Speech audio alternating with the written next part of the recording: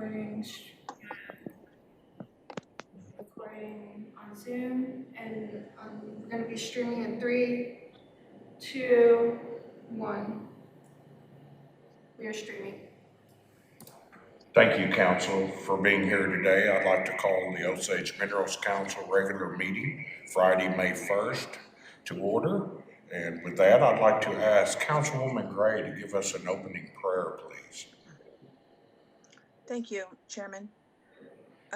Dear Heavenly Father, we give you all the praise and thanks today. We pray for those who have been suffering with this coronavirus. We pray for those all over the world as this is a global pandemic. Lord, we just pray for our elders, our veterans, those who are on the front lines over on our clinic, and all of our doctors and nurses who work in different hospitals across the country, Lord. We just want to say a special prayer and protection for them. Lord, we're in difficult times, and Lord, we just ask you to bless us, bless the Osage people, bless our shareholders, and all of their families. Amen. Amen. Maybe not. Ladies and gentlemen, before we have the roll call, I do want to emphasize is that we have a wonderful staff at the Osage Health Center. They have 4 stations set up today for testing. We were announced on television the other day. We're the only tribe that's doing that like we are, where it's just open and that they're ready to go. And I'm appreciative of the prayer because these are our family members over here who work here. With that, I can see people lined up, and I appreciate that. I'd like to ask for the roll call now. Councilwoman Foreman? Present. Councilwoman Gray? Here. Councilwoman Harlan? Here. Councilman Redcorn? Here. Councilman Red Eagle? Here. Councilman Revard? Present. Chairman Waller? Present. Secretary Yates? Present. We have a quorum. Thank you. With that, I'd like to go in item 4A under the EOR grant. Councilman Redcorn, please. Thank you, Chairman. We had a meeting, our Production and Development Committee. We had 3 resolutions come out of that meeting, and we want to present those to you. It's all right with the rest of the committee members. I'll go first. If you look at for our consultant job description, it's pretty much the same that we submitted on the grant, and it identifies all the the specialty skills this individual will have to have. You go down to Part B, the MCO6 EO Expert Consultant. This is from Tiffany Tracy. She's the HR director, I believe. You open that up, she did an analysis on it and came up with $122 an hour and 80 cents. With working with Candy Thomas, I think this is Have you seen this? really comfortable with paying these individuals based on the analysis completed by the HR group better. And so what we come up with was a resolution to the Mineral Council submit an RFP through the nation's Tammy Leeper's office, procurement officer, to request a EOR consultant based on this salary. So I'll make that in the form of a motion. Second. Yes, Council. I have a motion on the floor by Councilman Redcorn, seconded by Councilwoman Foreman for discussion. Do we have a copy of this meeting sent to the council? The Zoom? We have notes of the meeting. Is that what you're saying? Do we have a copy of it? Yeah, I have a copy of it. I'll provide to. Thank you. Oh, it's. Ma'am? Councilwoman Foreman? Yes, thank you. Any other discussion? I have my hand up. This is Paul. Yes, sir. Yeah, thank you, Chairman. Councilman Redcorn said, used the term salary, and I just wanted to clarify. I believe it's not a salary. It's really a consultant that the $122 an hour represents about 1,000 hours worth of consultation. And I guess it's more going to be on an as-needed basis, and it's not just a flat salary. Correct. Okay, just wanted to clarify that. If I can answer, we do the enhanced oil the oil orphan well project. Our consultants billed by the month. So we will ask them a billing for their month, how many hours they're going to propose to charge toward the grant. Of course, we've got to approve it. Yes. We do a process in place where we're not going through the executive or Chairman Waller, which you gave us the blessing, because this is grant money, not 638. So it's actually being billed through Candy Thomas's office. That's correct. As requested. And we requested chairman and the mineral council for that to be okay. And I think I've got writing or an email from you, chairman, that's fine. And we're going to, if that's okay, we'll pursue that in this grant. Council, is there any other discussion?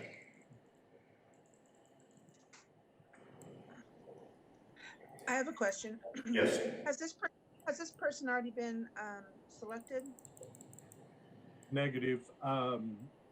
They have, whoever we select has to go through the rigorous process of selection. Thank you. That's all. That's up to Tammy Leeper. She's the officer, and roll that out. Council, do we have any other questions? I'd like to call for it. Let's call for the question. Councilwoman Foreman, Yes. Councilwoman Gray, Yes. Councilwoman Harlan, Yes. Councilman Redcorn, Yes. Councilman Red Eagle, Yes. Councilman Rebar, Yes. Chairman Waller, Yes. Secretary Yates. Yes. Motion passes. Thank you. Councilman Redcorn. I'm going to go ahead and the other two resolutions are going to be handled by two other folks. I'll introduce the next one. We looked at the opportunity coming out of the Orphan Well grant to do some additional work, and I'm going to let Susan Foreman, if that's okay, Susan, identify that resolution and the deliverables. On the orphan well grant. Well, it's to ask Bill Lynn. He's going to communicate with our attorney, Tim Dowd. All right. Which item is it on the agenda so I can see what I'm talking about? Well, if that's okay, I'll just take it from. Okay. Basically, we're asking Bill Lynn to do four things that we kind of summarized it, and there's a resolution that's kind of worked itself in and then back out. I think there's some confusion, but the four things is we'd like to look at the opportunities on the Orphan Well grant for production, that Bill Lynn worked with Tim Dowd and come up with and I think he wants to talk with the DMD folks as well to see what kind of organization we'll need to move forward with getting these wells operated. Tim did a lot of work on that. It's a basic kind of overview on where he thinks we need to operate, but we want to put that on wheels and get it moving. And so Bill's going to do that, plus look at the tax issues involved working. Oh, good one. The third thing he's going to do is identify those leases with equipment and then come back with a cost and a recommendation for the full-blown mineral council. So this resolution will be for Bill Lynn to do those four items, working with Tim Dowd, and approach the mineral council for a yes or no vote. And for Lacey, I'll summarize it easily or in a better format if she needs. Yes, council, that's in form of a motion. Do I have a second?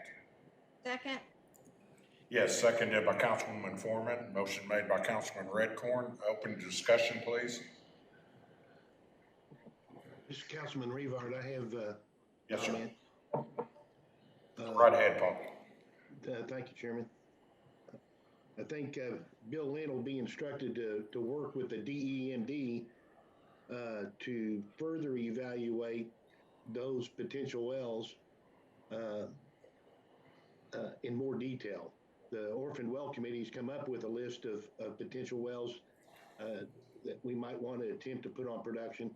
I think this committee was going to forward this list of potential wells to the DEMD and Yes. let their experts dig in great detail and come up with their recommendations of which ones we should attempt and what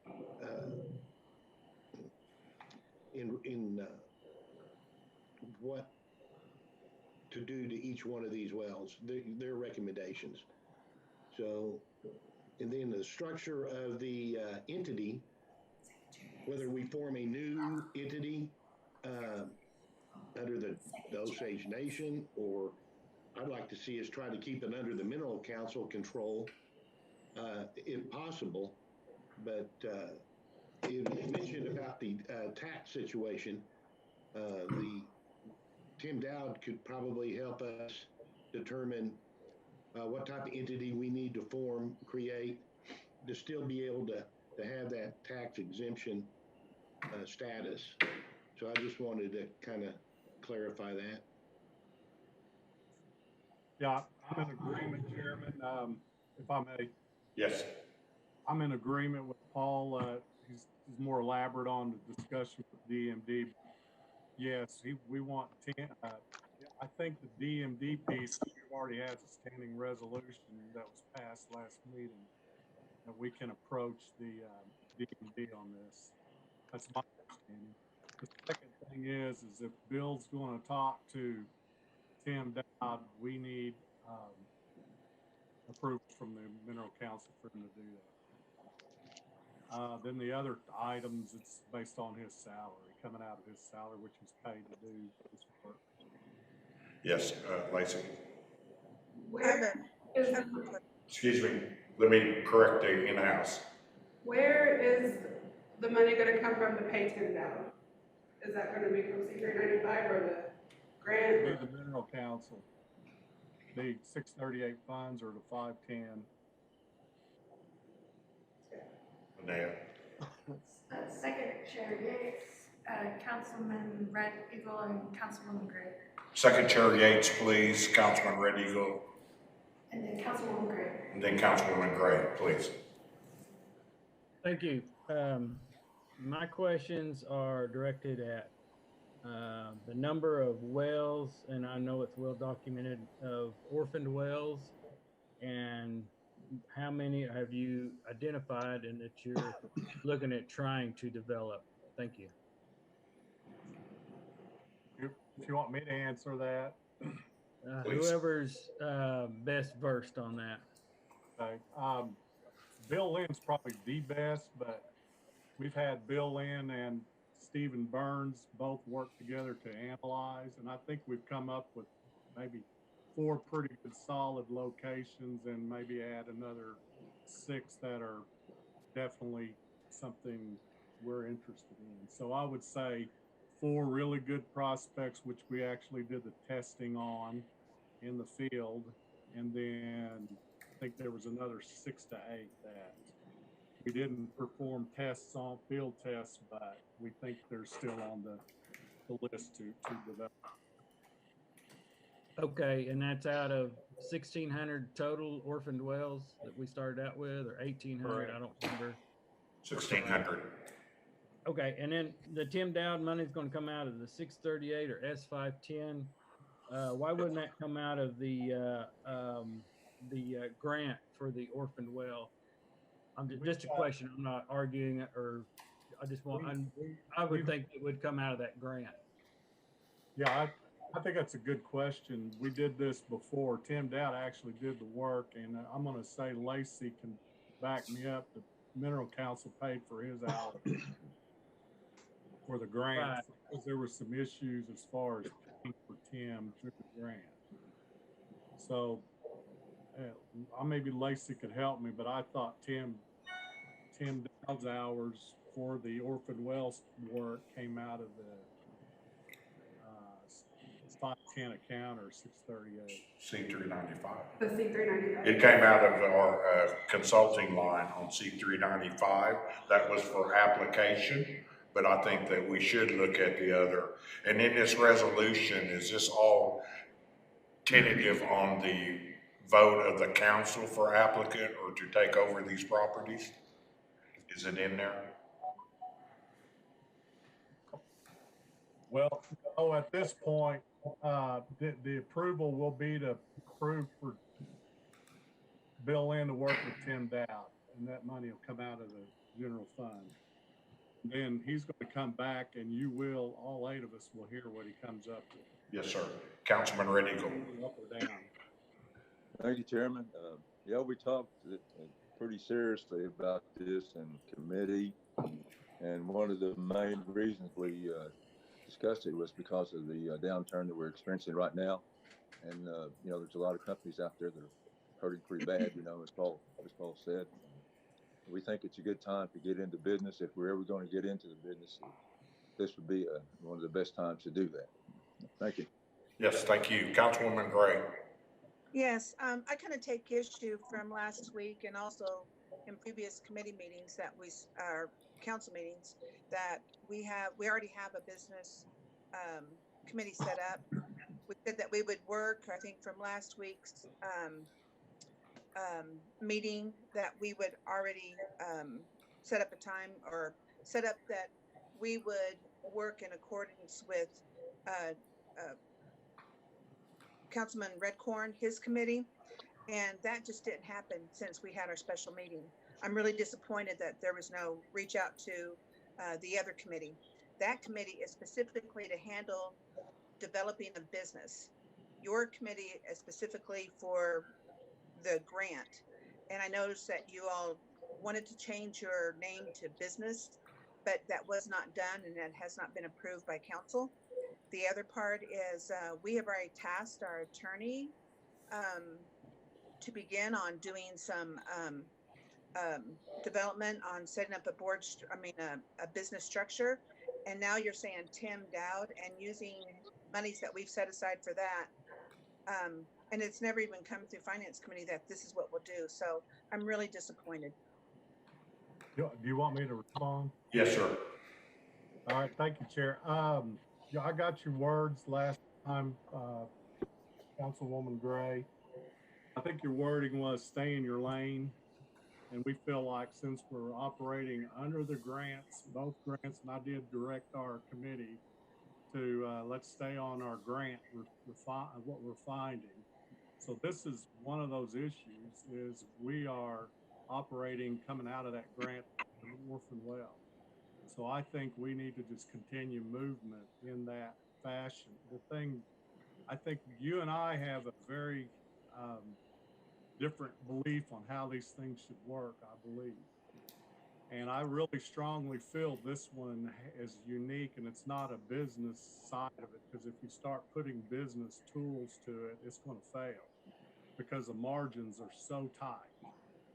So, and then the other thing, I believe Marcia Harlan or Councilwoman Harlan mentioned last time that both of us can talk to DMD.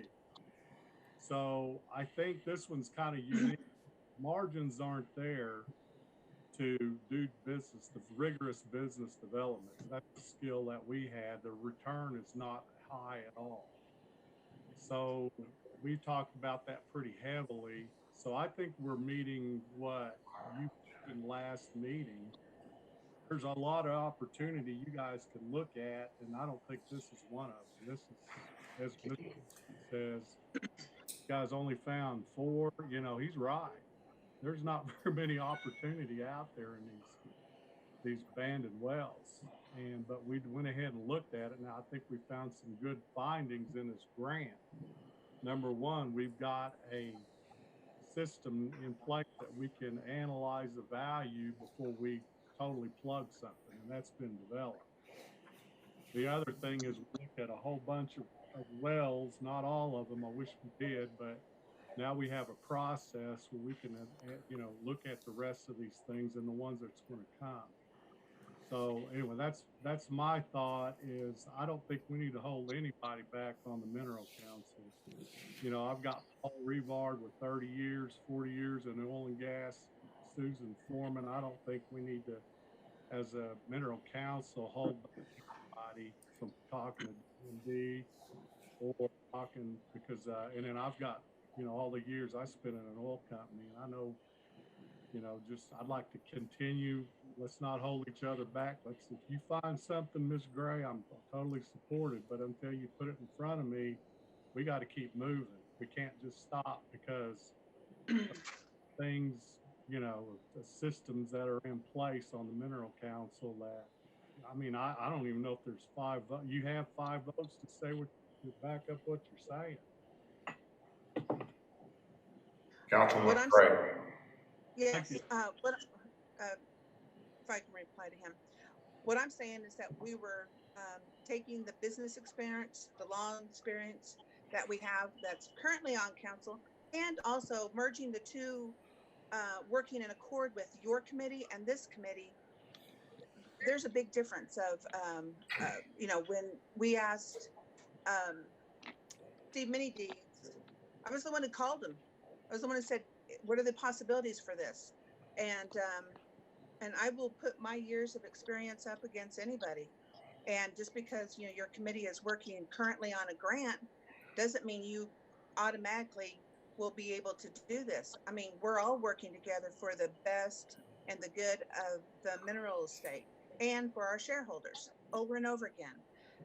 So, whether I have 5 votes, 3 votes, or just me voting, I thought we were all supposed to be working together. I'm sorry if I'm missing something here, but what you're pushing forward is that we haven't even discussed yet as 2 joint committees. And I was hoping that that would happen. And I was waiting for Steve Minideeds' report, and it looks like it just now made it here. So, I don't know about this posturing. It's not doing any good for anybody. Mr. Chairman, Who was next? Mr. Chairman. Yes, Councilwoman Harden. Who's Oh, next? goodness. I may forget what I'm saying. So I'm not opposed to what the committee's trying to do. I agree with Councilman Redcorn. We need to be moving forward. We're in a real tight place. I think my only hesitation is that there's an assumption that we have the money on the 638 side. I think maybe finance needs to look at that and figure that out. But other than that, you know what? Everybody on this council's very uniquely talented in their own way. Have a lot of respect for everybody on here. So I don't think that we need to get into, excuse my language, a pissing contest over who can be the great hero here. We need to move as one. So the only thing I would ask of Councilman Redcorn is that can we go back and make sure that we have the funds in our finance committee once we determine those funds are there, because we already have a lot of legal things going on, but once we find out those funds are there, I will gladly support your resolution, but let's just make sure the funds are there. Council. And I appreciate that, Ms. Harlan. Going off the resolution, going off of what Ms. Gray said last time, stay in our lanes, we felt like we stayed in our lane. Going off what Councilman Yates has always said, this list, there's really no value, and he's pretty much correct. We found that, but we found a few of them that we might have passed over. So we are, quote, staying in our lane, but we've got to come up with a way. If we're going to operate these things, what's that got to look like? And in my view, we can't, we can't hold it in a standard business model because the return is not there.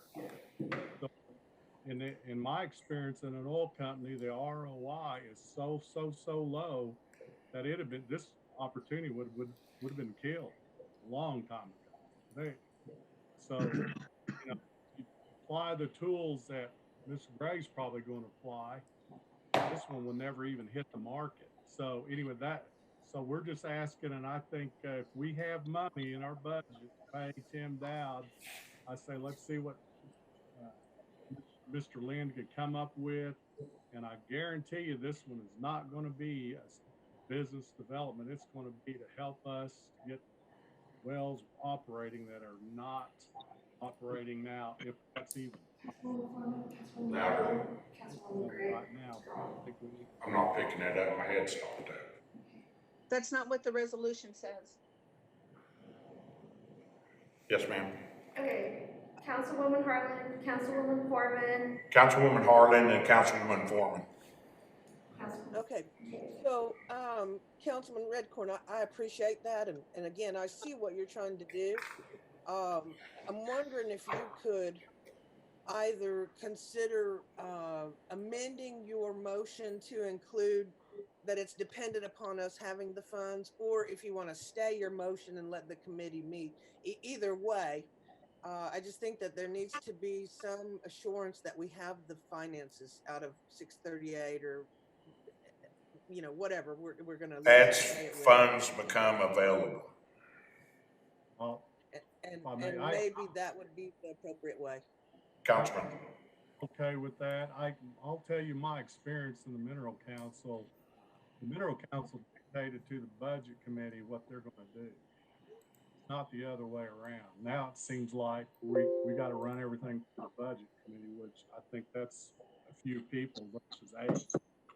So I just want to make sure that we are, that our committees reflect the will of the Mineral Council, not the other way around. So Yes. Marcia, Ms. Harlan, I think we just, let's look at this thing as really what it is. It's a few hours of Tim Dowd's time, and then, then Bill's going to come back. This might all be a wash. I don't know, but to me, it's looking at. And, Who's if next? Is there a cap on the hour? If I may, if Bill Lynn comes back, we might say, hey, it's got to go to the B&D committee, the Business Development Committee. We don't know, but we don't know until we kind of see where everything is. So, is there a cap on the hours? I can ask Tim Dowd and Bill to come up with, hey, here's how much money we're going to need, and submit that to you guys, the Budget Committee or the Finance Committee. If I may continue, I think that that's the best thing to do, just because what you're asking us in this resolution without an amendment is just to do like a blanket purchase order, and I would feel better if we had a top, something that we knew we could move around or whatever we needed to do on the budget side. I'm not trying to be prohibitive. I support your effort, but just let's be fully responsible on it. Thank you, Mr. My motion to, I'm sorry. Councilman Redcorn, then second Chair Yates. I'll amend my motion that it include a cost, an estimated cost from Bill Lynn and Tim Dowd, and then present that to the Finance Committee for approval, or the Budget Committee for approval. Councilwoman Second has to amend their motion. Councilwoman Foreman. Whoever seconded. I'll second that, but I've been waiting a while to speak. My turn? Keep going. Okay. First of all, I am, just to kind of clarify a few things, based upon what Councilwoman Gray said. I don't recall 5 votes for our attorney to come up with a business structure or organization. And also, I'm not aware of the Production and Development Committee wanting to change its name to business. I'm on that committee and I'm totally unaware of that. So I just wanted to clarify those two things. Also, if you look at the resolution that we have, I wish we hadn't used the word business. It's posted on our agenda. What we're wanting to do is supply the list of orphan wells that we have tested and that we think are good wells. Altogether, it's about a dozen, as Councilman Redcorn pointed out. We want the council's approval to give these lists, the list of the equipment we found that we now own, that we might be able to use for the 12 wells that might be commercially produced. That's what we're asking in A. We just want permission. We want the approval of the council to evaluate these for commercial production and use the equipment we already own. As far as the B, I think that was prompted partly by the fact that the DMD has already told us that we have an advantage producing our own minerals with no taxes. So we were wanting to come up with some kind of a organizational structure to handle producing these wells, not necessarily creating a business. So, and we have to be careful with the regulatory requirements as well. So this is just really a resolution for approval, and correct me if I'm wrong, committee, but this is just a resolution for the approval of getting DEMD and Tim Dowd to help us figure out how to navigate the regulatory and tax environment to produce wells that might be commercial under the grant. So hopefully that's clarified it a little bit. We're not trying to establish a business here. Yes, ma'am. Second Chairman? and Councilwoman Gray. Ma'am, you're gonna have to make sure I pass on you when I'm getting told they've been waiting a long time. Just start hollering these names. Okay, who's next? Second Chair Gates. Second Chair Yates. I beg to differ with Councilwoman Foreman. I think this is the perfect time to look at the organizational tribal government or business structure as the Osage Nation and the Minerals Council relate to one another. I think that Tim is versed well enough that he can look into it that says, okay, we can go forward as a Minerals Council and do these things, or no, we have to go through the nation, which we are a part of, and do these things. So I think, you're looking at the tax status and the regulatory requirements, and this is all intertwined together. Can you see? Yeah. So, can you see my coffee mug? Okay. But do you see what I'm saying? This is and you've only got 4 to 10 wells to look at. So, and the second part of my question was, how much do you estimate that Tim's going to be charging or working on this? And that was kind of my first part of my question. Then I evolved into the organizational, where if we are going to take these wells over, 4 to 10 potentially, and equipment, how does that fit organizationally with the Minerals Council and the Osage Nation? So Yes, ma'am. that I've been waiting 2 years. I have not yielding. I waited 2 years to hear this. You all have been talking about starting these businesses, and I'm like, okay, this is 1906. We've been in this for how many years? We should have done this years and years and years ago, but we haven't. There's been a reason. There's been a roadblock. But I have not tried to hold you back. I just said, maybe with this new government, Minerals Council, Nation, maybe there's a way to do it now that we have not looked into. So all I'm saying is maybe add to this resolution that I'm looking at on my board book. I just lost it. but you've got instruct Tim Dow to determine business organization, tax status, and regulatory requirements for Osage Minerals Council or Production and Development Committee to operate wells. I'm also wanting to task him with looking at the legality of the Minerals Council doing that separate from the nation or together with the nation, or how that will work. And that's what I'm asking. Yes, sir. Thank you. Chairman Waller. Councilwoman Gray. Councilwoman Gray, Foreman. then Councilwoman Okay. Foreman. Okay, thank you. And reading, well, I got several issues with this. I'm all about moving forward, so I don't want anyone to think that I'm not. But I've been, working and been pro Terra for a long time, and we've been working with this, and we had asked our attorney, concerning how can we start a business. Now I understand that this is just so many wells, but if you read in section B, instruct Tim Dow to determine the business organization, tax status, and regulatory requirements for the Osage Minerals Council or Production and Development Committee. I don't ever recall, it was suggested that you call it that, but it was never approved. That was when we were looking at redoing the committees. It was never approved by all 8 of us. Until it is, I wouldn't put that in there. So then the other thing is, the reason we asked Mr. Pipestem to do this is because his expertise in 1906. And so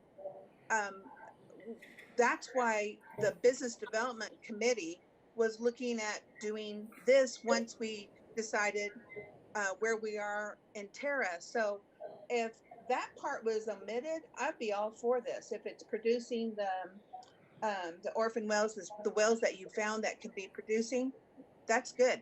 I'm all about that. But the section B, to instruct him, directing the attorney to do something, and that is over and beyond what we have just gone through, a budget amendment to put monies into our professional account.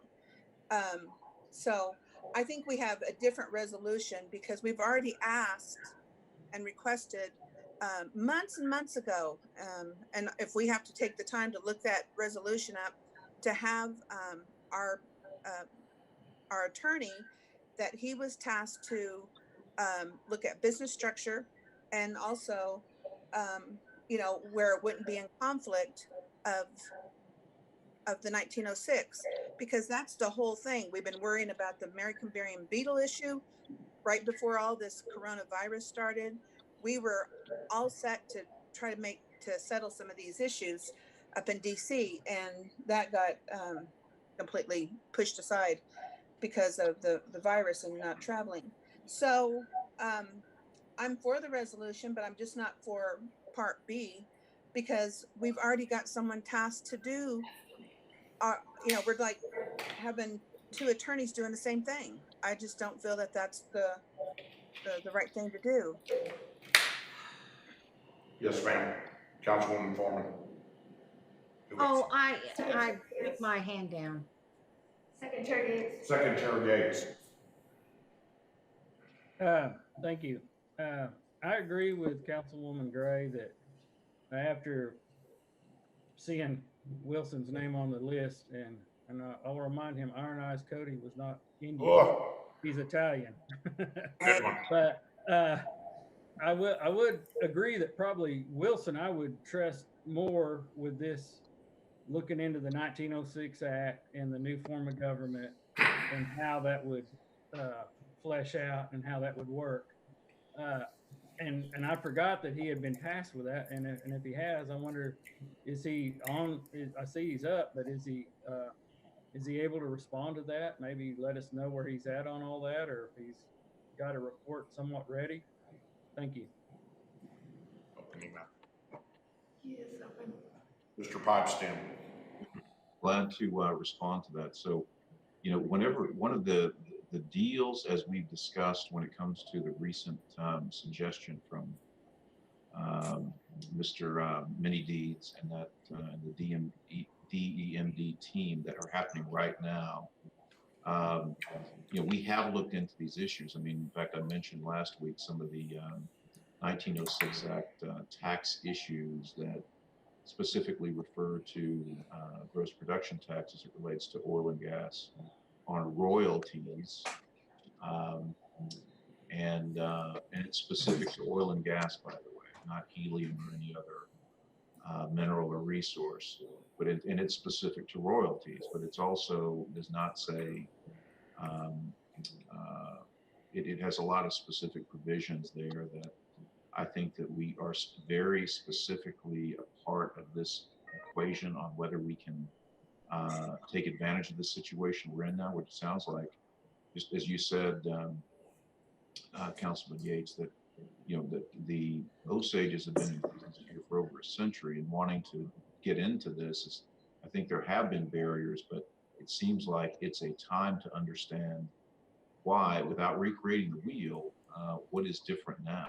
And I think the legal, putting those, you know, this is all kind of, I'll do like a my own hands thing too, is lining all these things up to make them work legally. And part of that is Osage Nation infrastructure makes legal infrastructure, which is constitutional, right? That is, there's a role for the Minerals Council in that language, I think opens the door for us to do ourselves. Although it does have this language about enterprises, tribally operated enterprises, I think that, you know, depending on how we do it, you could structure that a certain way to make it work. But the tax issues, I know that Mr. Many Deeds and the other gentlemen who were on the call, they specifically mentioned the tax advantages that we've seen in other reservations. Part of that was based upon status of not only ownership of the minerals, but ownership of the surface in trust. So I think those are important questions when we are dealing with this. And, you know, it doesn't mean, you know, some of these things I prefer to talk about in executive session because we're getting into strategic advice here, but I'm just identifying some of these issues that the taxation part is 1906 Act. We have a specific gross production provision there, and we'll have to deal with that. It'd be good to know, you know, what sort of legal memoranda we have on file, if anything. I mean, what has the government said about that? I know there are cases related to that.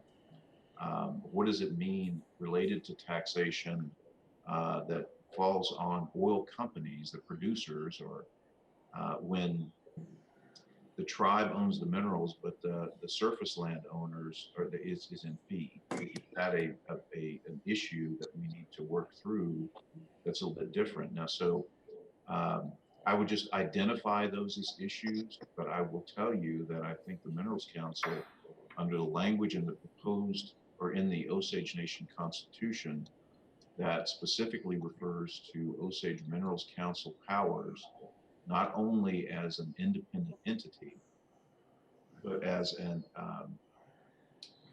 entity with the authority to propose new business. I mean, the language of it I can get to you quite quickly, but it seems to open the door to the Minerals Council doing business probably independent of one of the enterprise boards. So, but You got it. Who is it? Councilman Redcorn. Oh, I'm sorry. I didn't mean to interrupt, but I think I disagree. Councilman Redcorn. Yeah, thank you, Chair. I disagree with what your notion's saying there, Mr. Pipes.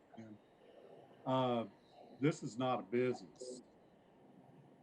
This is, and then Tim Dow did a lot of work for us and told us that the Sack and Fox model we just can't do, because he was tasked to find out where we could operate these wells and what it looked like, and his result was if we want to stay under the trust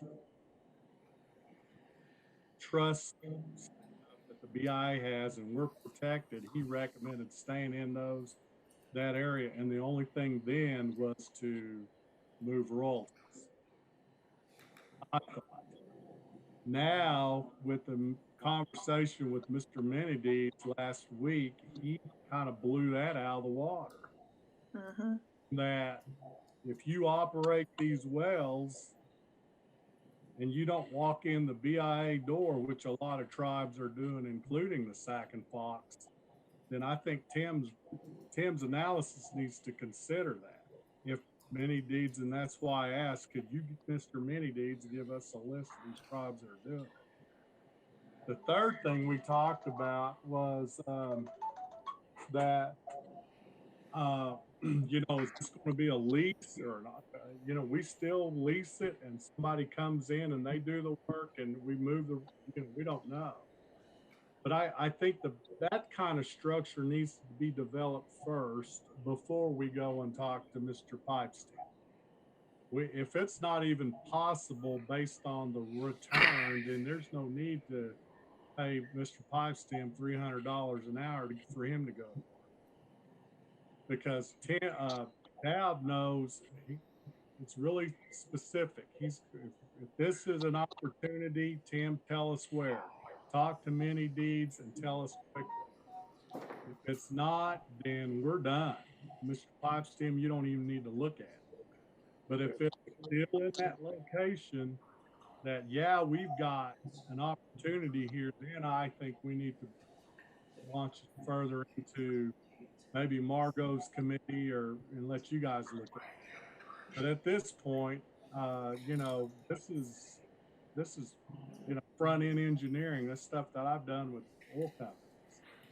We got to find out the if and whys and whats, or we're, you know, before we start talking illegal. And you're our legal, but, you know, we're not sure if this is even a plausible issue. But we do have two comments coming back to us from Mr. Many Deeds and Mr. Dowd, and they don't quite line up. So that was the reason.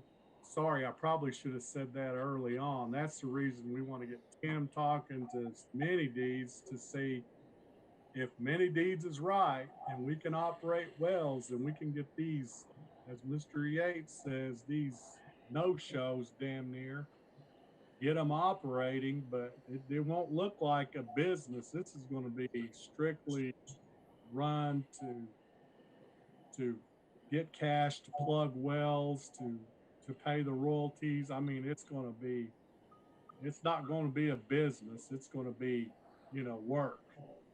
And I think we can put to motion this. I've got the EOR is a whole different thing. And yeah, we need business development. Helium's a business.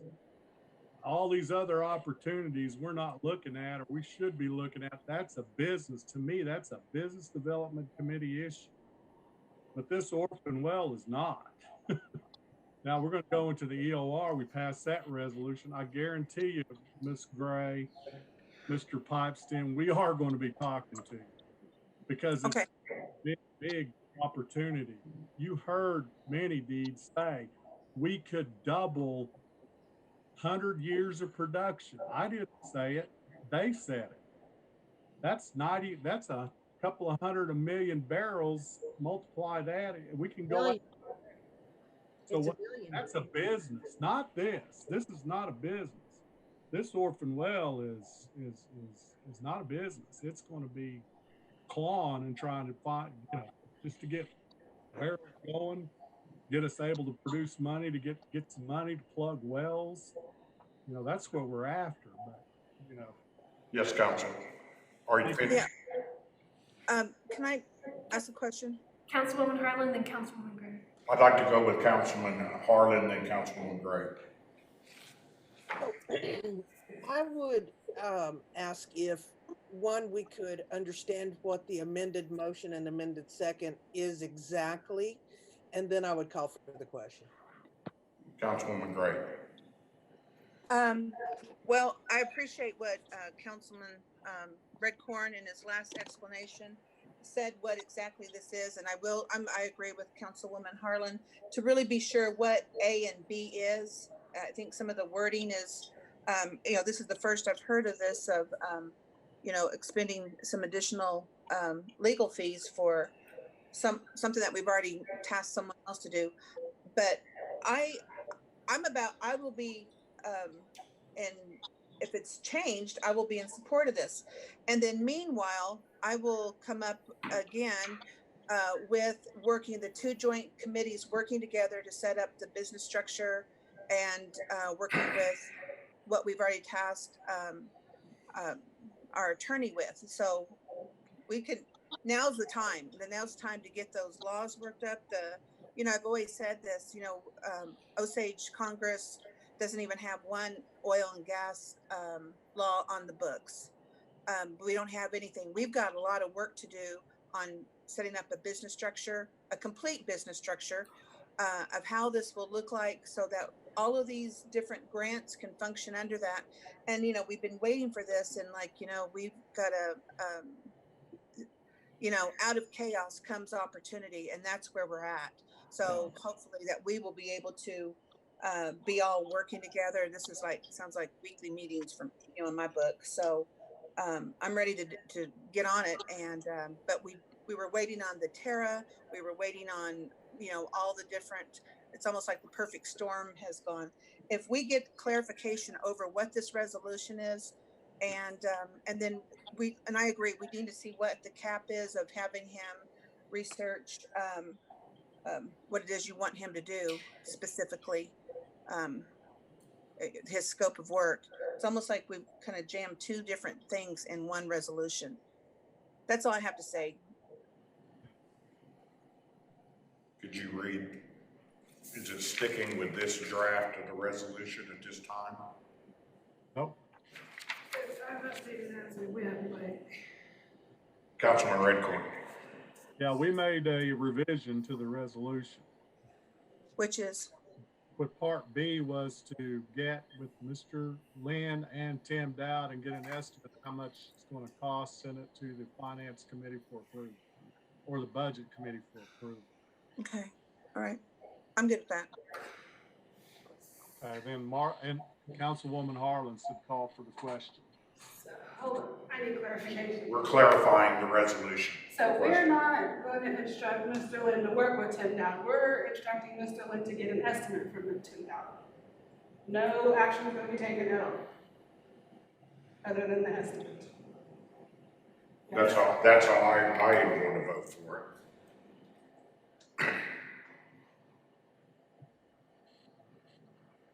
The resolution as amended. That completely changed the whole thing. Stand by.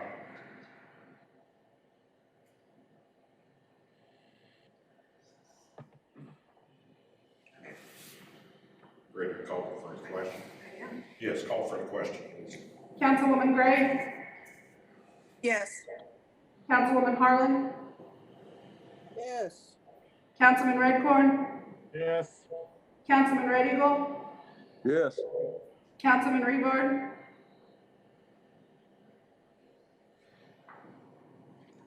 Yes. Thank you. Chairman Waller? Yes. Secretary Yates? Yes. Councilwoman Foreman? Yes. Motion passes.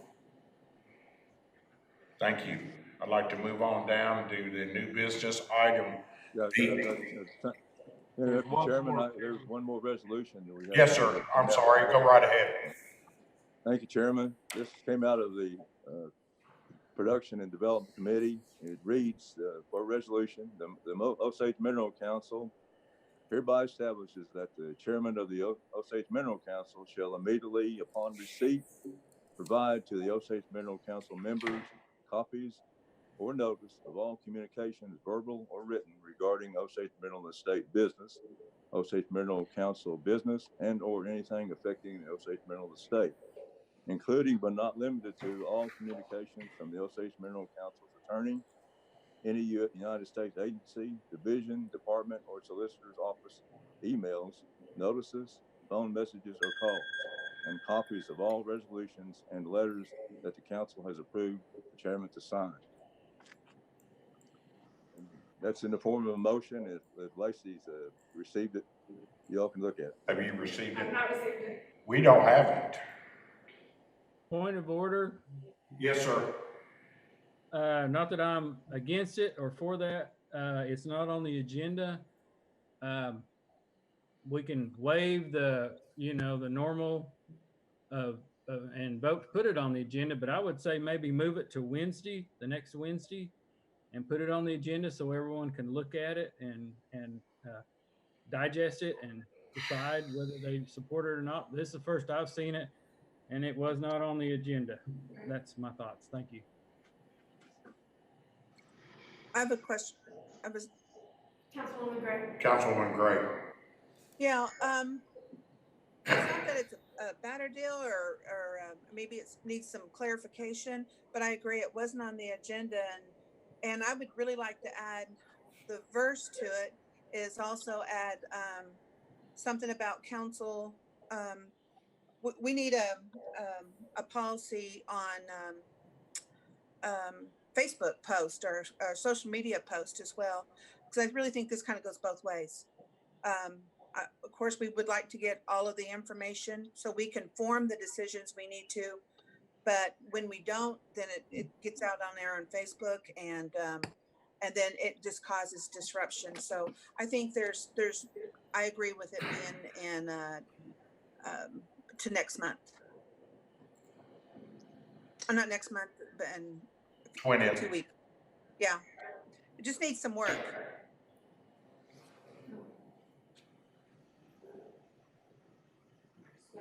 I have to call for a second, don't I? I don't, no, yeah. Second, Yes, I have a second. Any more discussion? I'd like to make one comment. This resolution is not on the agenda and it's all encompassing. We have said in our public meetings that we try to get this out when it's sent to Lacey, our executive administrative assistant. Some of the items you've already delegated me to, you're going against the resolution where you've asked me to work with these independent, our actual vendors or attorneys. And that's all I really want to say, that I think that's just too encompassing. If it hasn't been an item brought to me over the effort from some council, this wouldn't have been that bad. But the next question is, I already have a resolution where you want to take the chairman's signature off of a federal document. And the Indian Tucker Act does not allow that. There's only 2 people can put this tribe under obligation in the federal government. It's the chief and the chairman. But with that, I've got to go to Linnea. Who's first? Councilman Redcorn. And what do you have? Thank you, Chair. Excuse me just a second. I'm going to get some house cleaning done. I just like to say that everything that does come through the office does go automatically out. We don't send out letters, however, we will start. I also think that it's important that it works both ways, that when the council has communication with outside entities as it obtains to the Minerals Council, that it needs to be submitted to us also, so the rest of the council. Instead of just targeting a Because we chairperson. don't do that. Thank you. Council, go right ahead. Who's first? Councilman Redcorn, then Councilwoman Harlan. All right, thank you. Again, we were told to, quote, stay in our lanes. And I think when something comes through a committee, and it came through the committee and this resolution passed to present to the full council, I thought we were, quote, staying in our lane and just present it straight to the Mineral Council, because our vote doesn't mean anything other than it's going to hit the council. So that being said, I don't think whatever is being said about the process, I'm willing to go back and let's look at that. But I'm going to this is my personal feeling, and I did say this to one of our other I don't support this resolution, for a couple of things. We're in a really bad situation worldwide, and we still have to take care of business. Now, the communication was said to this individual, and apology was made, and but when they asked me, I said, yeah, he got 2 of the items I thought was needed into those 5 points. And number one, I wanted them to apply for a lease through the nation, and it's in there. So, and Mr. Pipestem did apologize. So to me, we got to we got to keep moving. Right. I'd say call for the vote because it's probably going to fail, but I'm not going to vote for it. Councilwoman Harlan, Councilman Reddick. Councilwoman Harlan and Councilman Reddick. Point of procedure, this is not properly on the agenda. It should not be considered today. Mr. Red Eagle can ask to have this put on the agenda on the next time. And we have set precedents on things that are not on the agenda. I'm not willing to suspend any rules. That's the reason we have parliamentary procedure. Second chair is correct. This needs to go on the next agenda. If people want to support it, support it. If they don't, they can vote against it, but it needs to be properly noticed according to the Open Meetings Act. And this is just not proper. So I'm asking the chairman to strike this. It's not on the agenda. Councilwoman Gray.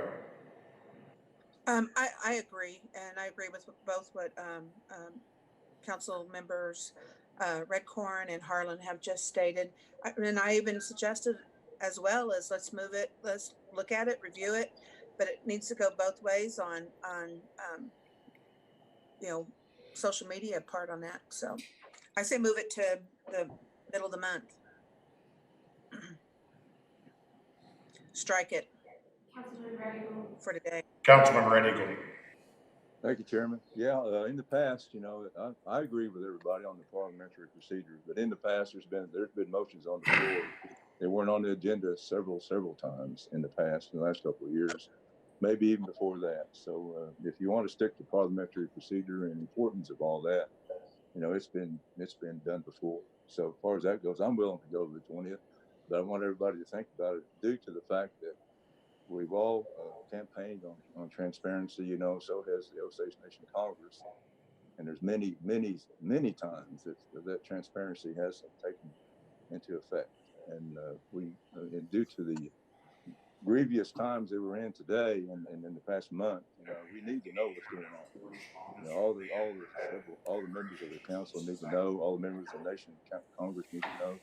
We need to know what's going on, and what happened in the last couple of weeks was, you know, inexcusable. And that's the reason why this resolution is in the form of a motion. And I'm willing to go to the 20th, but we have a lot of time to think about it, and I want everybody to think about it because it's very, very important. Thank you. Yes. Who do I have?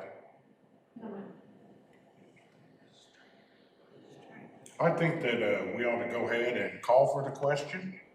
I would like to strike it, but that just brings it up to the next meeting. I'm not prepared for it. I don't have it in front of me, so it's actually developing something that you're telling us you want us to do. With that, call for the question. Councilwoman Harlan. I vote no, but I do so under protest of the failure to suspend this question from the agenda. Councilman Redcorn. No. Councilman Red Eagle. Yes. Councilman Revard. Yes. Chairman Waller. No. Second Chair Yates. No. Councilwoman Foreman. Yes. Councilwoman Gray. No. Motion fails. Thank you. With that, it will not be on the next agenda. The situation, I'd like to move on to the next item of business. With that, I'd like to stick with the agenda, item 4B, MidCom. Second Chair Yates, did you want to cover this? I will speak to it. I haven't read the email in over a week since it was first sent out, but they're asking for a temporary royalty reduction where I wish I had it in front of me, and then that would go away once the price of oil rose to, I think it was $35 or dollars a barrel for a month, and then it would go back to, and I assume that it's 12.5%. But there's a lot of questions on this. I'm real reluctant to do a royalty reduction, even temporary, but we're in a new world. Things have changed. We have to think outside the box. But I would maybe want to push this to the 20th, when hopefully we'll have the BIA support and have them review it and give what I don't know that they'll allow it. I don't know that we want to allow it, but we want to at least look at it and vet it and have some input from the company. The price they gave was, and I think it was 3.5%. I mean, I might cut it in half, and I'm not saying I would, but I wouldn't go what they're asking. I mean, they're taking a loss, but they're making the profits also on the other end when the price is up. So, you know, but I would like to maybe table this until the 20th when we have our federal trustee to maybe direct us and give us some more information on it. But I'm just thinking out loud to everyone listening that I've never been in support of royalty reductions, although I have voted for it a time or two. But in this instance, it's very drastic, and but I would like to move it to the 20th, and that's it. Thank you. Is that in form of a motion? Table until 20th? Form of motion is to table it. I'd like a second, and then y'all can discuss I'll second it. Open for discussion. Thank you.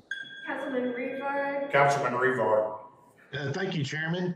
I'm pretty much in agreement with Councilman Yates, Second Chair Yates.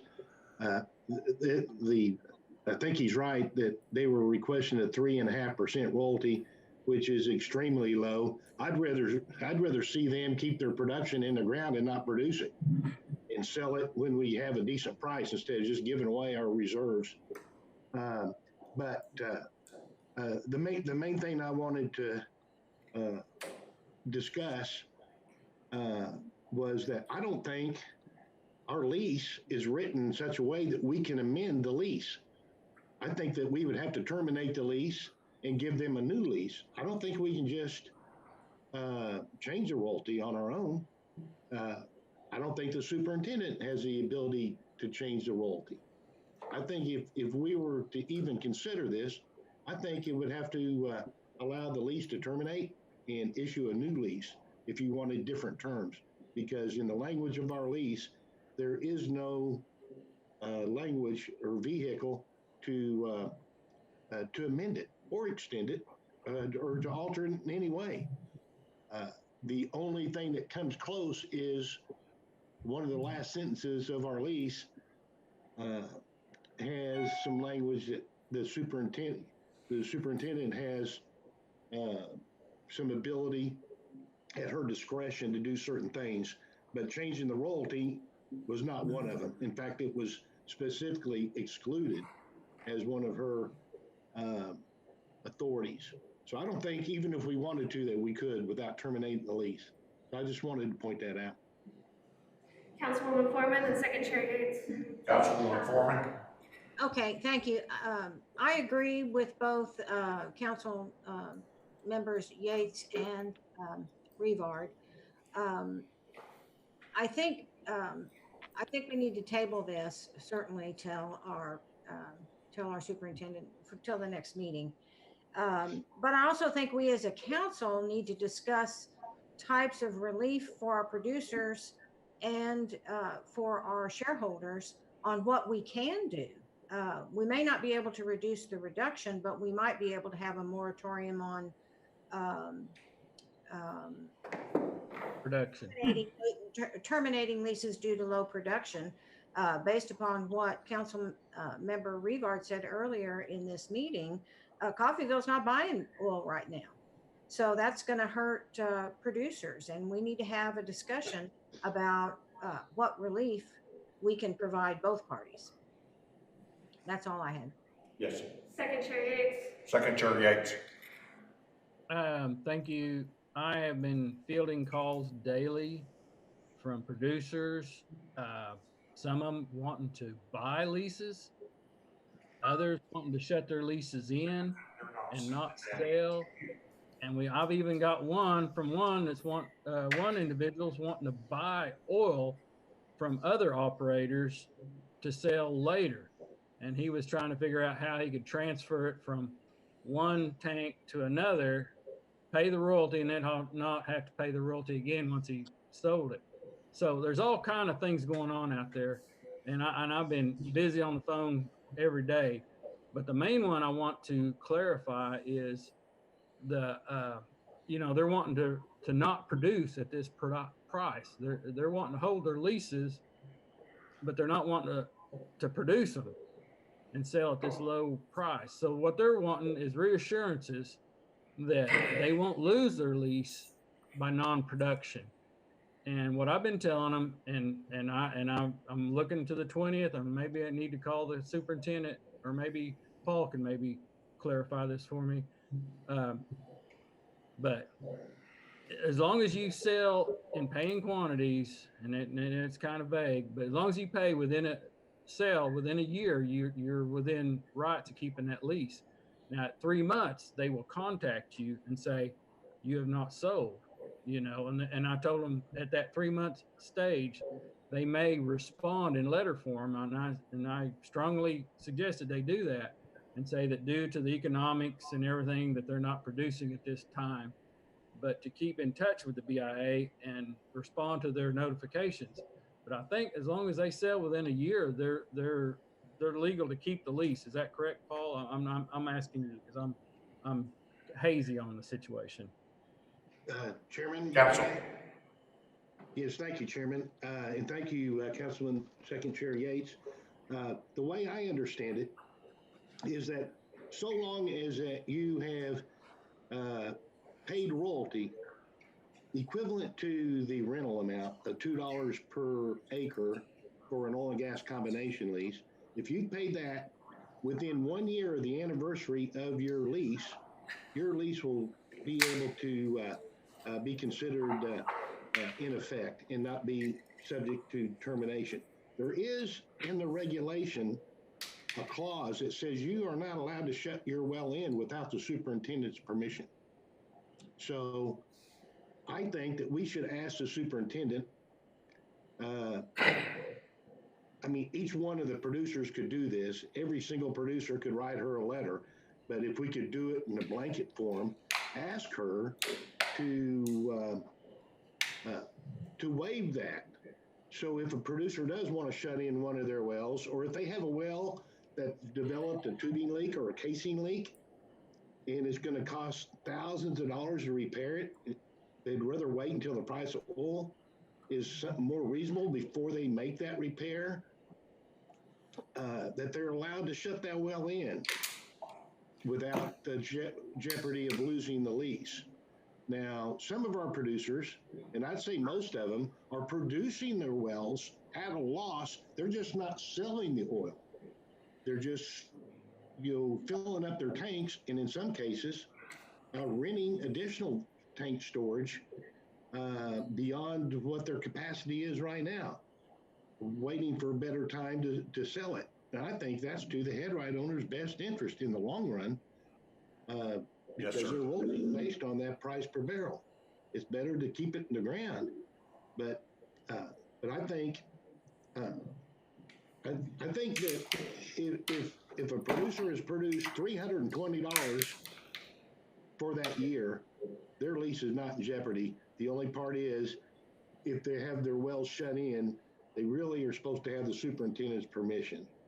So that's something that that I'd like for you as second chair or our chairman Waller to discuss with the superintendent. She won't talk to me. When I call her, she's really stringent. I mean, she wants to know, am I calling as a council member or as a producer? And if I'm calling as a council member, which I haven't, she wouldn't talk to me, which is fine. But that's something that I think the chairman or the second chair should do, is to reach out to the superintendent, let her know that we're getting these calls. I'm getting them too. And see if she could come up with and I'm sure she'd have to go through the solicitor's office or somebody over her head, the regional office or somebody, to give an opinion on this. But I think it is time to reach out to her, let her know that we have this issue, and if she could waive that requirement that you're not allowed to shut in your well. So that's all I have to say. Councilman Red Eagle, Councilman Redcorn. Councilman Red Eagle, then Councilman Redcorn. Thank you, Chairman.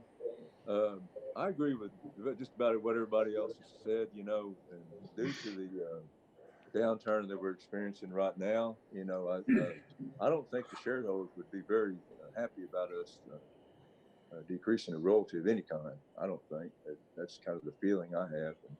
But it might be a good idea to wait for the Bureau of Indian Affairs superintendent and whomever come and discuss this with us, you know, either an executive or out in the open, either way. But that's it. I don't think the shareholders would like this at all, you know, no matter, even if it's 12% or 16% or 18.75, whatever, you know. Yeah, I know it's a very, very troubled time, and I know there's an answer to all this, either just like everybody said, a moratorium or something like that to that effect. But we got to do something no matter what it is, but I don't think decreasing the royalties is the answer. Thank you. Councilman Redcorn. Thank you, Chair. I think based just on the grounds of federal law, we have to reject this. Yes. I think the lowest we can go is 1/8 for federal law, 1/8 royalty. I would ask our attorney, but I'm not sure if he'd answer. I think somebody needs to at least ask the superintendent if 1/8. I think 1/8 is as low as we can go. But just based on the grounds there, I think this thing's, we can't pass it. Even if we did, she wouldn't allow it because we are under trust. So Correct. we're the kids in the house, and the federal government is the guardian. So they have to totally ensure federal law is met. And again, basically just based on that premise, but I'm not sure that was the last one that was told to me is as low as we can go is 1/8 by law. Second Chair Yates, Councilwoman Gray, Councilman. Second Chair Yates, Councilwoman Gray. Councilman Rebar. Councilman Rebar. Yes. Second. Okay. Have I got it? Yes. You listening? Can you see me? 16 2/3, I think, is what's on the books as the royalty. Currently, we tried to go to 20% and it was stopped with the CFR lawsuit.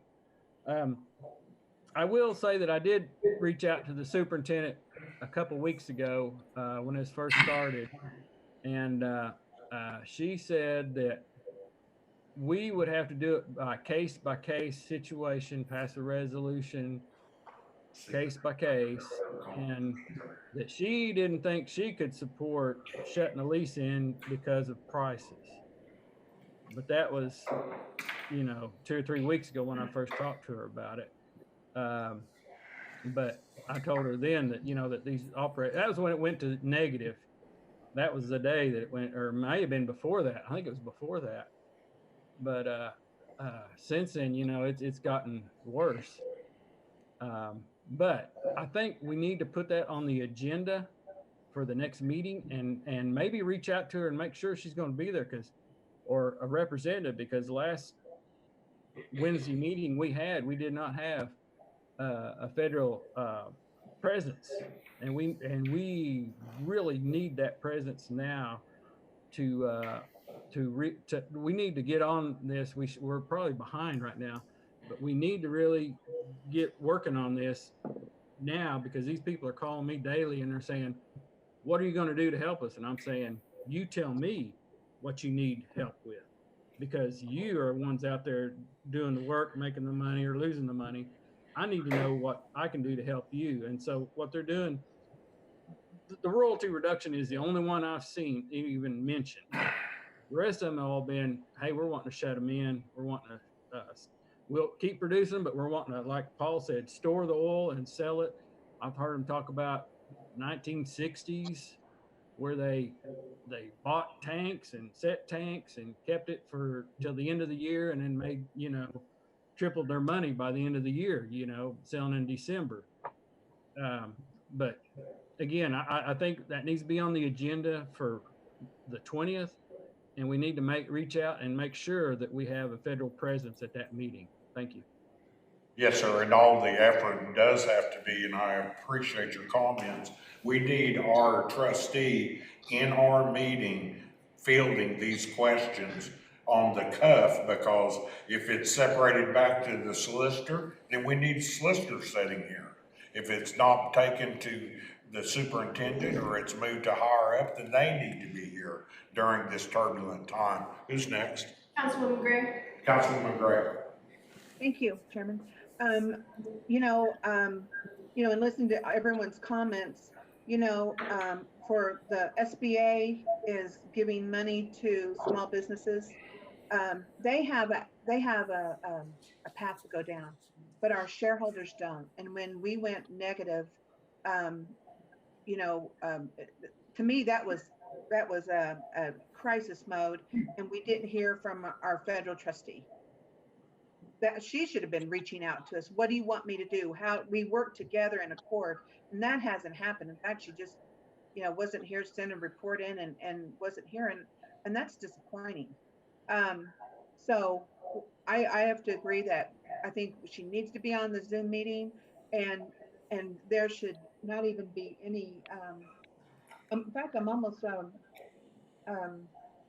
embarrassed by them asking, hey, we're hurting and we're not going to pay a royalty or a limited amount or make it easier on me. And not when they have an avenue to go get some federal relief money. So, but they can do that, but our shareholders do not have that. And so I hope that we continue to track what's going on, how we can maybe even get some relief on some of these things. I know we did with for our employees, but we need help, and we need federal help to get through this. And so those are my comments. Councilman Rebar. Councilman Rebar. Yeah, thank you, Chair. I wanted two things. One, I wanted to clarify, somebody earlier made a statement that Coffeyville is not buying any crude in Osage County. It's not because they don't want to. It's that no oil companies are calling in their loads to sell. Yes, sir. So they are very much would like to purchase crude. But they, like I said, the producers are just holding on to it and not selling it. So I just wanted to clarify that. But then I also wanted to, I guess maybe ask Councilwoman Harlan and maybe Council Pipestein.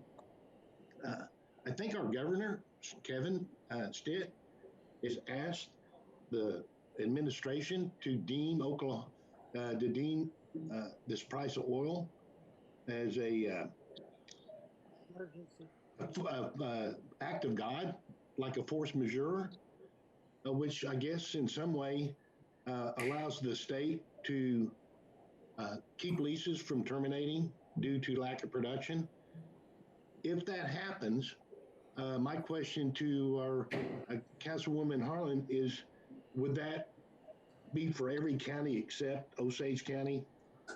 Or would that, could that, if it got ruled to be a act of God, would we fall under that as well? Or would that be everybody except us?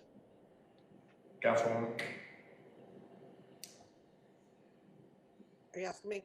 Yes, please. I think I will defer to Wilson, but I do believe it's everybody but us. Well, I think we would have to take action on our own. And I don't know, Wilson may have a different opinion about that. Yeah, I mean, what the governor did, Governor Stitt asked the president to declare this force majeure act of God provision. So if the president were to declare that, I think that would probably apply to us, but I want to make sure. I was doing a quick look. I haven't found the answer yet about the force majeure provisions in our existing oil and gas leases or in the regs. So if the president does say that, or even if he doesn't, maybe this the Osage Minerals Council is a governmental body. And that may be something that we think about doing. There may be a lot of implications to that. So I'm not saying or recommending it at this point, but I was looking for the quick answer. I don't have that yet, but that may be something that we consider doing and be ready to discuss at our next council meeting. If you want me to look into it. Yes. Councilman Redcorn and Councilwoman Harlan. Councilman Redcorn. Thank you, Chair. Again, I think just based on the grounds of the letter and the request, I have to say we need to reject it. And the BIA that's their purview. They want to bless something beyond the 6 months. And to me, she's not going to do it. Maybe Mr. Pipestein might be correct. There's wiggle room in that area. But as far as the Mineral Council, I think our decision's already made just based on federal law and precedent. Thank you, Chair. That's correct. Councilwoman Harlan. Councilwoman Harlan? First of all, point of order, is there a motion on the floor? Yes, to table till the 20th. Is there a second? Yes, I second it. Okay. So I would call for the question. That's my first thing. The second thing, I think I'd like to have the floor after the vote, but it's still on this topic. Yes, ma'am. Could I do that? Yes, ma'am. Call for the question. Councilman Redcorn? No. Councilman Red Eagle? Yes. Councilman Rebar? Yes. Chairman Waller? Yes.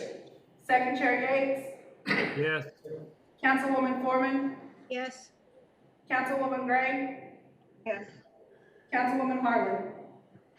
Yes. Motion passes. Councilwoman Harlan? So, I understand why Councilman Redcorn voted no, and I tend to lean with him. I don't think this is anything that in a million years we're going to agree to. It only hurts our shareholders, who we are here to help. The second thing is that while I'm very concerned about keeping the producers in Osage County and doing what we need to do, there is assistance out there they can go after for their businesses that will help them right now.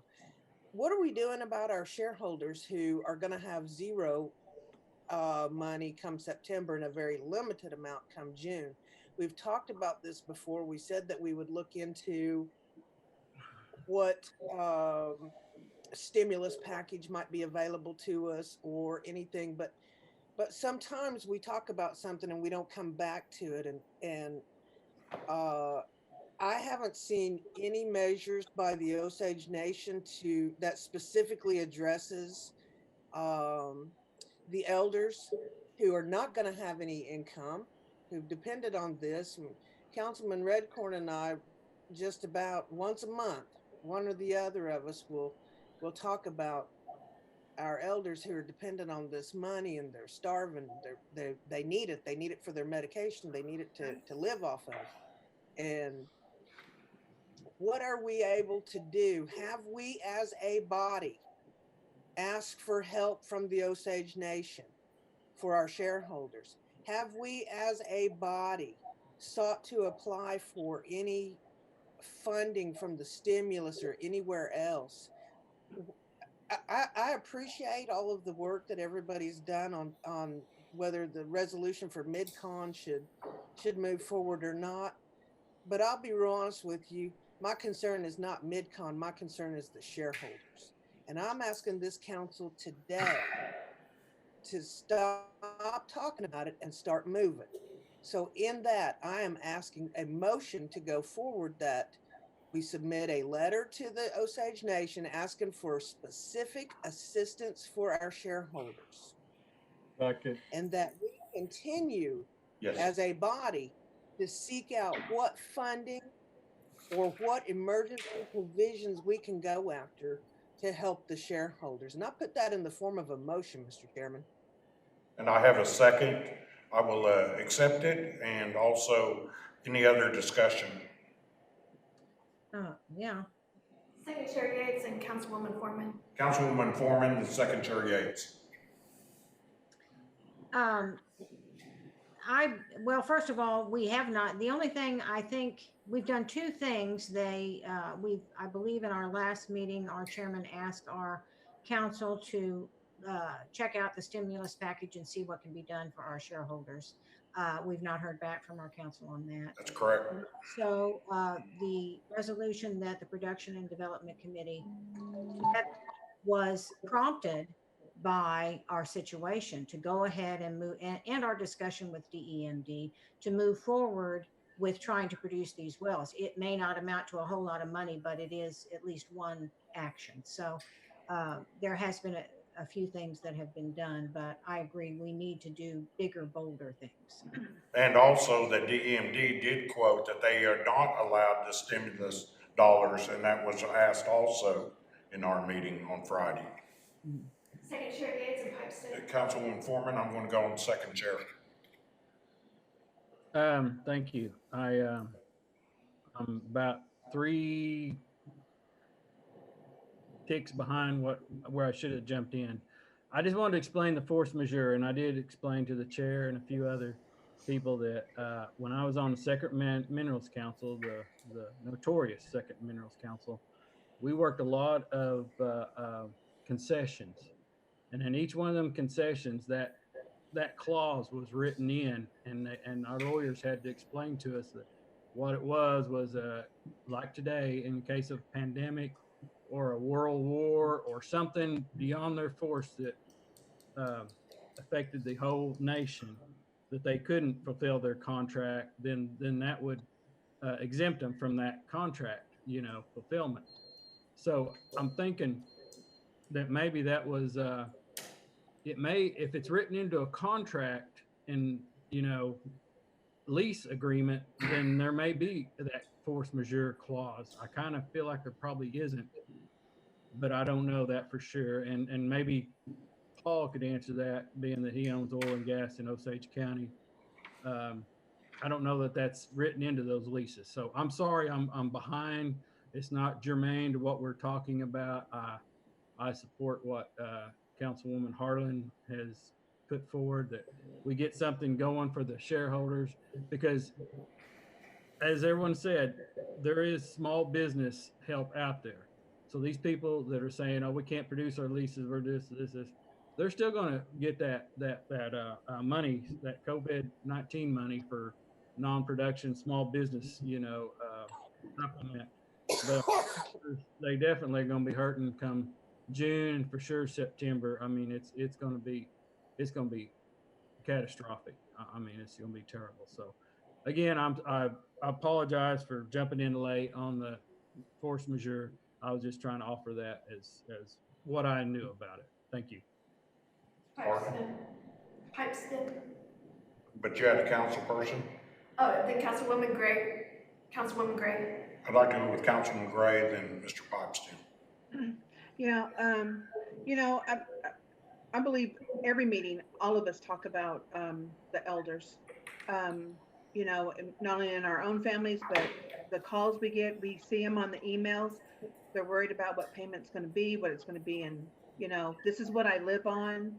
What are we going to do? And I agree that maybe by over the weekend we get a letter or something over to the to Nation.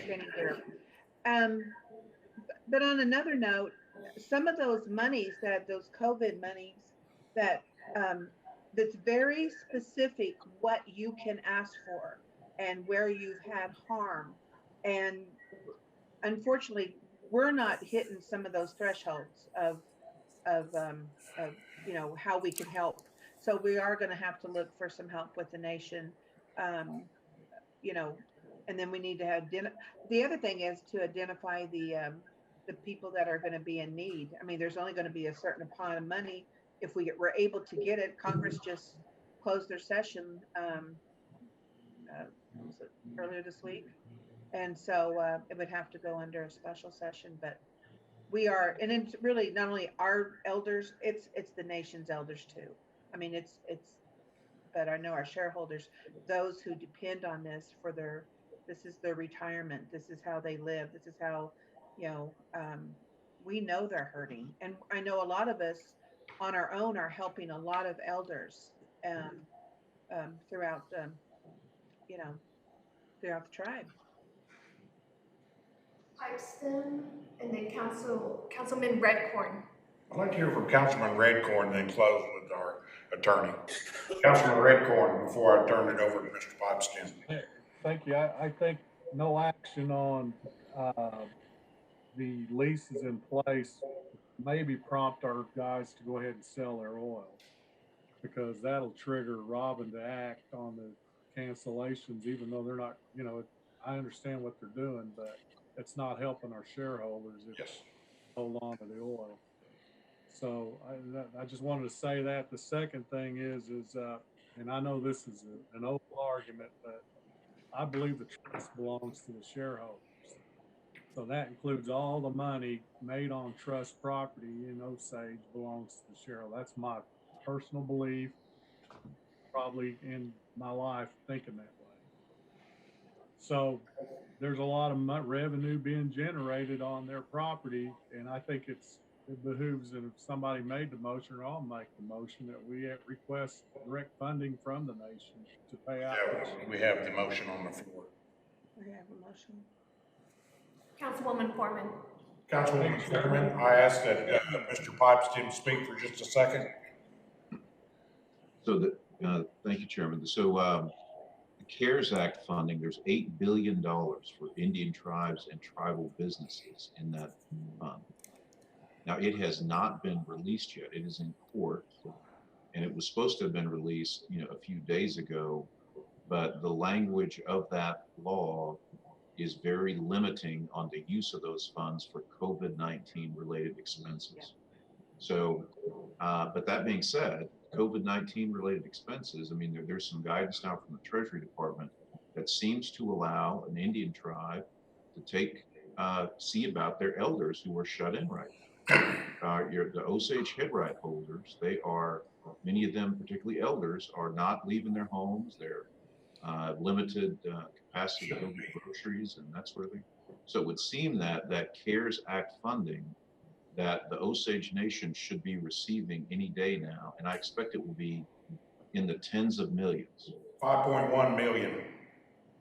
Yeah, so there's going to be some significant amount of money Osage Nation has, and I would recommend that you communicate with the nation about having some plan to do outreach to Osage head right holders to see that they're seen about in this difficult time. But there will be a lot of money there. Yes, I want to interject on that court case. What has happened is the stimulus care money was sent to Alaska, and it was sent to corporations representing tribes, not to the tribe direct. We need to see how that application was facilitated, because we are basically a corporation within the nation. I'm glad to give an update on that if you would like. Councilwoman Foreman. Councilwoman Foreman. I've done some extensive work these last couple of weeks, not only reading the articles about the impact of COVID-19 on the oil and gas industry and the demand destruction that's followed it. And it's not just the Arabs and the Russians. It is COVID-19 has had a huge effect on the demand for oil, as we all know. So, and I've also tried to estimate what the next payment will be based upon, we have January numbers, and I've tried very hard to get February and March, because that's what the next payment is going to be based on. But I'm just going to throw this out there. If we can come up with a projection that we think is pretty close to the mark, based upon what the industry is saying, and I've got articles and I've put together a sheet, a paper on it. I haven't finished it yet because I don't have all the information. But would it be possible, and I direct this to our council, if we can show industry-based projections on our own payment and how much it's going to fall, could that be used as this is what we need for our shareholders? The difference between what we thought it was going to be, or what it was before, and what it's going to be now. The drop can, but we have to facilitate the price of oil. Where is this ceiling that we're putting on there when it becomes this? I think if we show a percentage of what oil was, then it was dropped due to this event, I think we start the clock then. Who's next? Councilman Redcorn, then Councilwoman Gray. Councilman Redcorn, please. Yeah, thank you. And we have a motion on the floor. I'm going to support that. Yes. I'm also interested in requesting some funds. I think the only thing my feeling is, in the calls I'm getting, a lot of these people, they don't have Social Security. They're not going to get the stimulus check. A lot of this is the only thing they're living on. To me, the only solution there, I know there's federal money, but you just can't grab federal money and stick it in a payout account like the nation can. So I'd be willing to, I know you're going to stop me in saying this, but I'm going to say it now, but I just support the resolution. One thing we should consider is a request for the nation to pay out to our shareholders. And with that request, it would be only to the Osage head right owners. Any of this package money, I don't want to see it go to the non-Osage because they are not a head right owner once it has left our hands. Correct. Let's not lose focus here. We're after our Osage elders that are Yes, hurting. yes. Councilwoman Gray. Councilwoman Gray, then call for the question. I think we've talked it to death here. I'm ready to vote. Okay. Call for the question. Councilman Red Eagle, Yes. Councilman Rebar, Yes. Chairman Waller, Yes. Second Chair Yates, Yes. Councilwoman Foreman, Yes. Councilwoman Gray, Yes. Councilwoman Harlan, Yes. Councilman Redcorn. Yes. Motion passes. And thank you. With that, a letter will be developed. On this item number 4C, that was over some of the red line version of the mitigation plan that we had. I didn't get to talk to Councilman Foreman.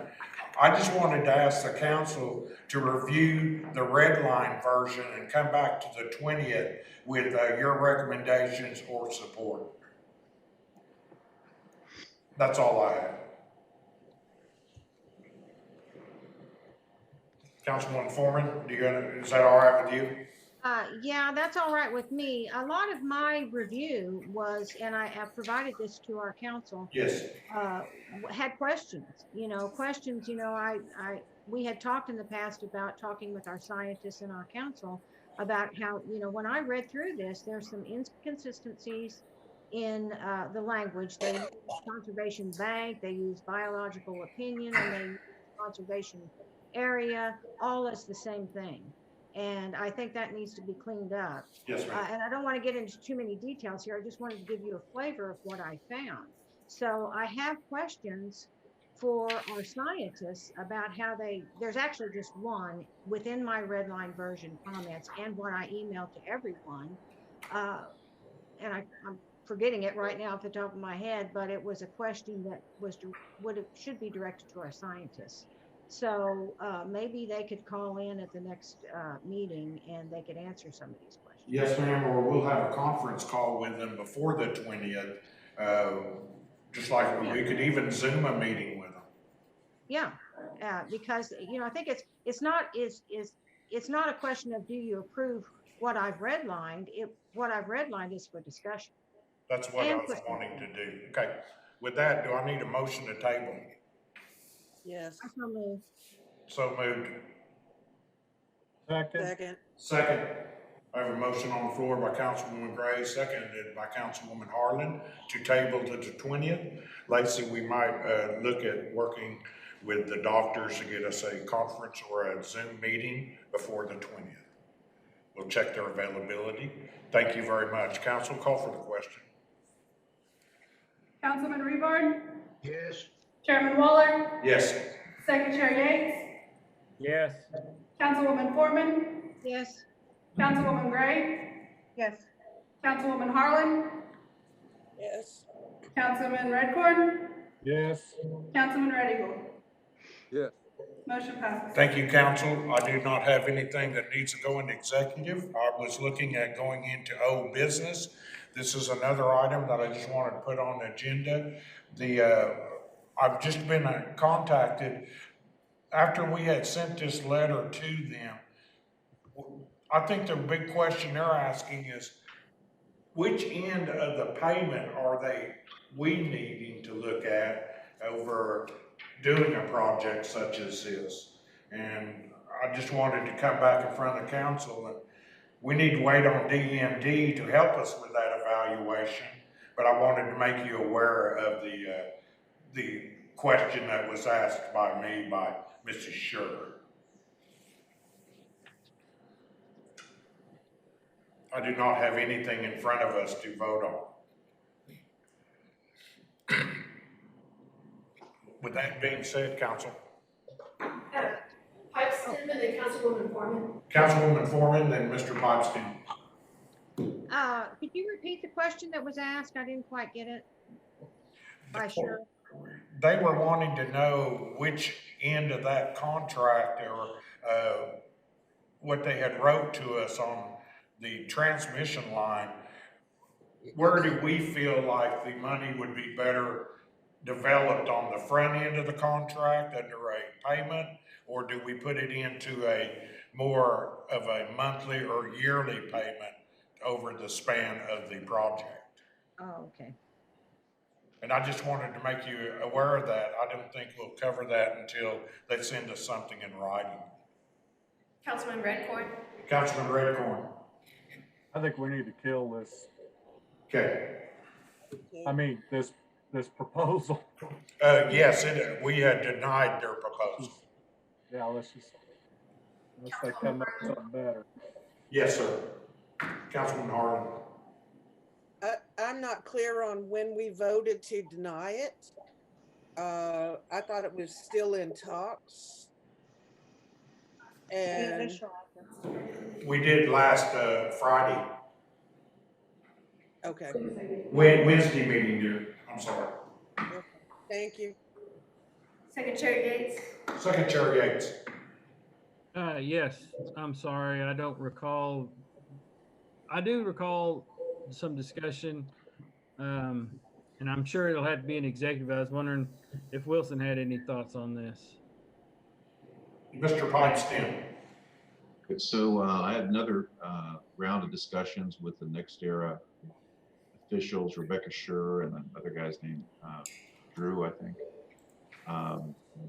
And so they are still very much wanting to try to find some agreement with the Minerals Council. I told them that the methodology that had been proposed by them, which is based on a sandy soil lease and payments at that level, something that the Minerals Council was probably not accept. And we did want to discuss the issue of stranded or condemned minerals that would result as this, and they were open to that. Yes, sir. So they are, we had, my recollection of the last conversations, we would engage the DEMD about methodologies for valuing this project. And I probably should, the more other discussion should probably be in executive session. Yes, sir. Not at this time. Thank you. I can hear a lot of things going off. With that, I'd like to motion to table item 6A. Do I need a motion? Table. Yes. I make a motion to table till our next meeting, and during that time we need a follow-up from DEMD. Yes. On their report. I'll second that. Any other discussion? Councilman Redcorn. Councilman Redcorn. Thank you. Mr. Pipestein, do you think this is a good cross-check for shareholders to continue to pursue? I would recommend it, yes, sir, because even though they've kind of given us an offer, that my understanding is the Minerals Council said that is not an offer that we would accept. They are open to a counter offer that is based on a different methodology with more, that would be, that would have a better outcome for head right holders. And it also has implications for ongoing litigation with Osage Wind. So again, I've heard to discuss that. Yes, sir. Thank you. If I may follow up, my understanding is they're in competition with other routes with the project. So I don't think they've got more wiggle room because they're in competition with other routes they're going to propose themselves. So my view is if they go up, it's not going to be much. I think we ought to just pull the plug on this thing, but that's my one of eight. Yes, sir. Thank you, Wilson. Thank you. Call for the question to table. Chairman Waller, Yes. Second Chair Yates. Yes. You say yes? Yes. Councilwoman Foreman, Yes. Councilwoman Gray, Yes. Councilwoman Harlan, No. Councilman Redcorn, No. Councilman Red Eagle, Yes. Councilman Rebar. Yes. Motion passes. Thank you, council. I'd like to make a motion that we accept the minute meetings for April 15th, please. So moved. Second. I have a second. Motion on the floor by Chairman Waller, seconded by Council Harlan. Call for the question. Second Chair Yates, Yes. Councilwoman Foreman, Abstain. Councilwoman Gray, Yes. Councilwoman Harlan, Yes. Councilman Redcorn, Yes. Councilman Red Eagle, Yes. Councilman Rebar, Yes. Chairman Waller. Yes. Motion passes. Motion to adjourn. Yes. Second. I have a motion by Second Chair Yates, seconded by myself. Call for the question. Councilwoman Foreman, Yes. Councilwoman Gray, Yes. Councilwoman Harlan, Yes. Councilman Redcorn, Yes. Councilman Red Eagle, Yes. Councilman Rebar, Yes. Chairman Waller, Yes. Second Chair Yates. Yes.